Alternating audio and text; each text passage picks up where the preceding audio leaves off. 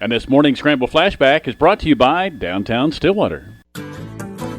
Crazy Days is a citywide sales event in which Stillwater stores have sidewalk sales and large discounts. Hi, this is Amy Jo Frazier with Downtown Stillwater, and I'd like to invite you to experience Crazy Days right where it began. Join us downtown from July 17th through 19th and check out all the incredible specials from your downtown merchants. For more information, go to downtownstw.com or follow us on Facebook. Hope to see you in beautiful, historic Downtown Stillwater. Stillwater's Morning Scramble is 8:26. Steve Daniels and Senator James Halligan is in today, former president at Oklahoma State University for a decade. That's been a long time ago, though, hasn't it? It has. It has. I love doing it, but as you know, I have self-imposed term limits. Right. And so it was time for me to move on, and I think President Hart is doing a great job, too. Spectacular. I mean, wonderful things happening at the university. But it's, everybody puts their block into the wall, and pretty soon the wall's pretty high. Did you have where you are right now in life envisioned when you stepped down? Not at all. Not at all. No. I went to teach in the College of Education. So before I stopped being president, I sent over a little note and said I'd like to have the faculty consider my being able to teach in the College of Education.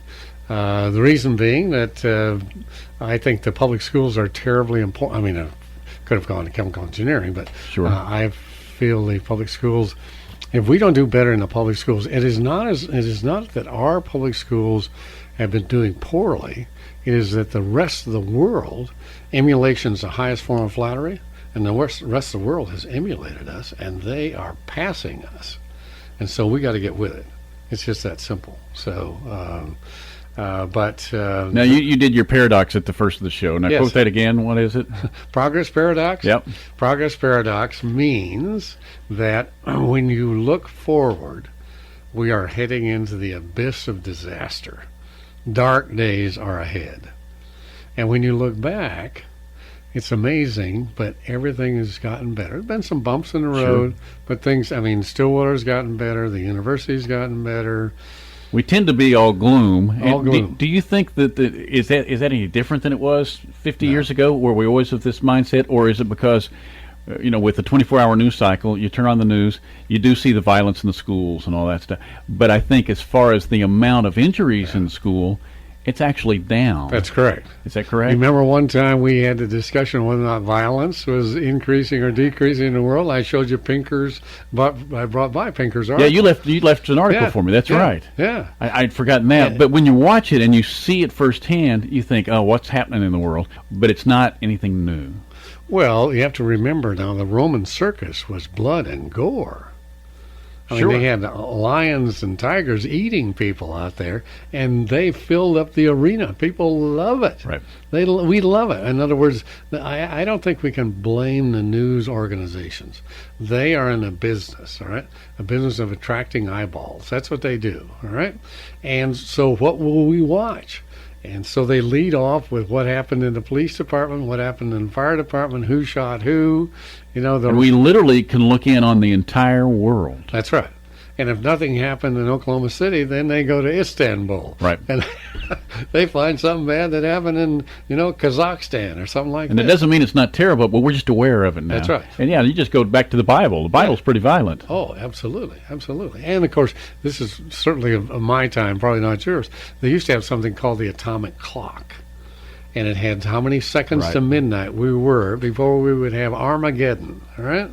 And so what was going to happen is the whole world was going to blow up, et cetera, et cetera. So progress paradox just says you got to always retain your perspective.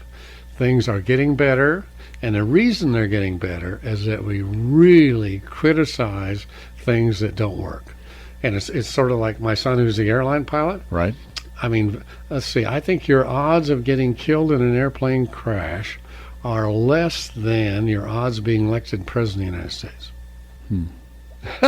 See, Steve Daniels had a little trouble getting that one down. Let me ask you a question about, I'm veering off a little bit, but when you hear people say kids today, kids today just don't do this, they don't do this.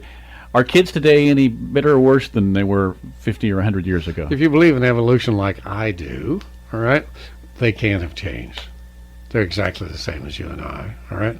In fact, I think the most, let's see, I'll think of his name here in a second, the guy from the university in Australia who has been the U.S. Army, we'll get back on track here in a second, but I'm enjoying it. The U.S. Army has been using the standard test for a long period of time. Right.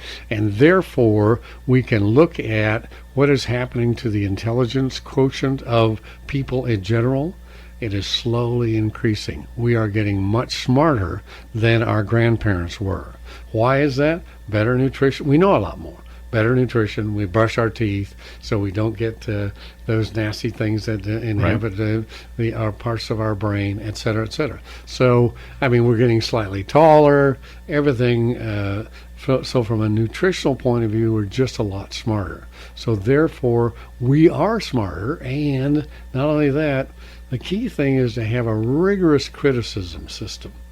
Now, if you're in the political sphere, then that comes with it. Okay, in other words, if you come out of the trees, that's part of the deal. All right, but that is essential for us making good policy.